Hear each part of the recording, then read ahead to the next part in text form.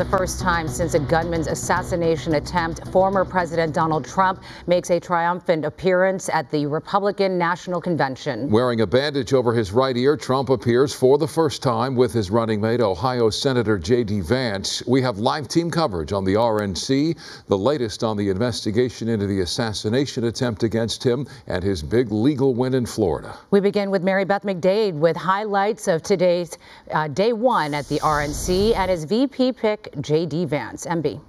Well, Sharon, Micah, there were just so many highlights today. Of course, the biggest one of the night was, of course, when Donald Trump walked out onto the convention floor just 48 hours after being shot. And we also got a first look at Trump and his VP pick together. And another first, a Teamster addressing the RNC. An emotional and bandaged Donald Trump showed up at the first night of the Republican National Convention. It was the first time he was seen in public since the assassination attempt. He has proven to be one tough SOB. Trump sat next to his VP pick, Senator J.D. Vance. Earlier in the day, after the grand old party made Trump their official GOP presidential nominee, Trump selected Vance as his running mate.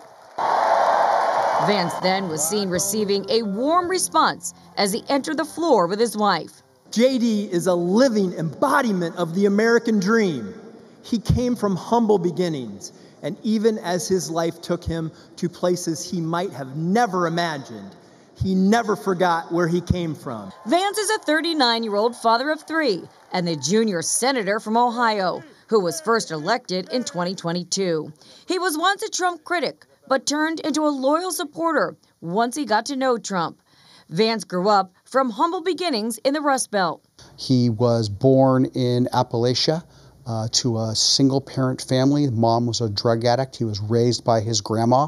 And in his book, Hillbilly Elegy, his life was really going nowhere. But his life changed when he enlisted in the Marine Corps. That turns his life around. He goes to the Ohio State University, Yale Law School, and boom, venture capital fund and United States Senator and now the Vice President. I mean, it is the true American dream story. Vance spoke to Fox News Monday night. I'm still grounded, man. My faith, I got to spend a few hours with my wife and kids today. We've got a 7-year-old, a 4-year-old, and a 2-year-old.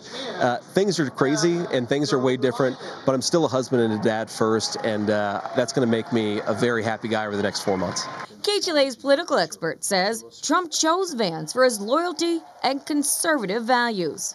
This is an election that's going to be decided by about 100,000 votes.